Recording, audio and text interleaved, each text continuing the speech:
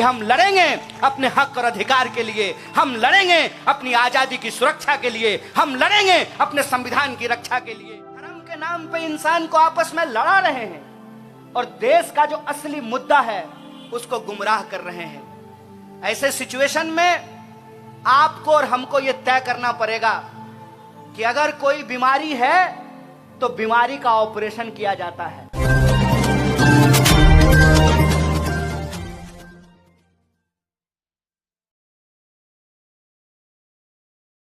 ये जो पैसा है ये इन्वेस्टमेंट है। ये इन्वेस्टमेंट किससे निकाला जाएगा? ये इन्वेस्टमेंट जब सरकार चुन करके आएगी तो आपसे निकाला जाएगा, आपके टैक्स के पैसे से वसूला जाएगा। और कैसे वसूला जाता है? ये सामने पेट्रोल पंप है। ये भाजपा के लोग कहते हैं शेर को पालने में खर्चा होता है। प्रधानमंत्री शेर हैं तो शेर को पालने में खर्चा होता है, इसीलिए 32 रुपए लीटर का पेट्रोल जो है 110 रुपया में बिक रहा है। 32 रुपया दाम है और बाकी का जो रुपया है टैक्स के रूप में आपसे वसूला जा रहा है।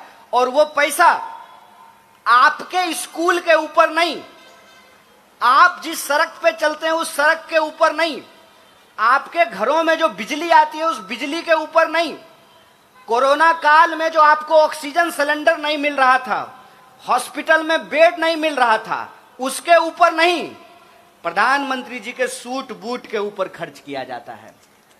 इसीलिए ये कन्वेंशन हम बुलाए हैं और आपसे बात करना चाहते हैं, क्योंकि आजकल लोकतंत्र में सिर्फ नेताओं के मन की बात होती है, जनता के मन की बात नहीं होती है। जनता के मन की बात क्या है? जनता के मन की बात यह है कि लोकतंत्र, डेमोक्रेसी देश के लोगों से बनता है। और हमसे पहले जो इस मंच का संचालन कर रहे थे उन्होंने एक बड़ी अच्छी बात कही कि कौन है बहुजन? जो ठेला चलाते हैं, जो रिक्शा चलाते हैं, जो खेतों में काम करते हैं, जो फैक्ट्रियों में काम करते हैं, जो आपके घरों में साफ सफाई करते हैं, जो सरकारी दफ्तरों में काम करते हैं, मेहनत मजदूरी करने वाले जो लोग हैं। और ये जो मेहनत मजदूरी करने वाले लोग हैं ये सम्मान से अपनी जिंदगी जी सकें, इसीलिए डेमोक्रेसी में बराबरी का अधिकार उनको दिया गया। बराबरी का अधिकार वोट देने से लेकर एजुकेशन लेने तक, और एजुकेशन लेने के बाद नौकरी लेने तक, ये इक्वलिटी की आइडिया को डेमोक्रेसी के अंदर एस्टेब्लिश किया गया। आप सोच करके बताइए कि अगर संविधान में डॉक्टर बाबा साहब भीमराव अंबेडकर और पूरी की पूरी संविधान सभा यह प्रावधान नहीं करती कि सबका वोट बराबर होगा, तो आपको लगता है कि आपकी गंदी बस्तियों में कभी चमचमाती कार पे बैठकर कोई हाथ जोड़ करके आपसे वोट मांगने के लिए आता? जब मंदिर में नहीं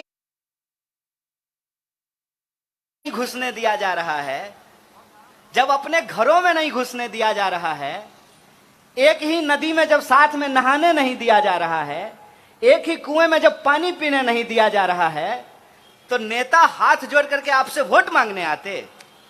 ये डेमोक्रेसी की ताकत, संविधान की ही ताकत है कि सिपाही जो डंडा लेकर के खड़ा है उसका वोट भी एक होता है, और इनके जो डीसीपी और डीजीपी होंगे उनका वोट भी एक होता है।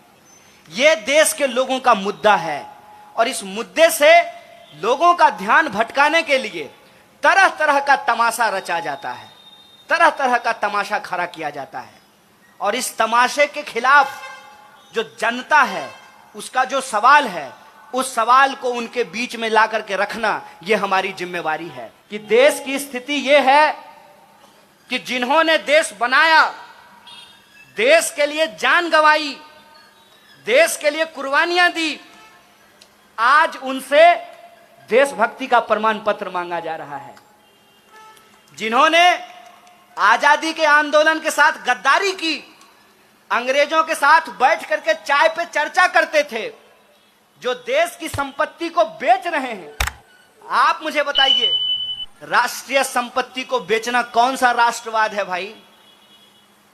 आज ये जो उल्टी गंगा बहाई जा रही है, एक तरफ वो लोग हैं धर्म के नाम पे इंसान को आपस में लड़ा रहे हैं और देश का जो असली मुद्दा है उसको गुमराह कर रहे हैं। ऐसे सिचुएशन में आपको और हमको ये तय करना पड़ेगा कि अगर कोई बीमारी है तो बीमारी का ऑपरेशन किया जाता है।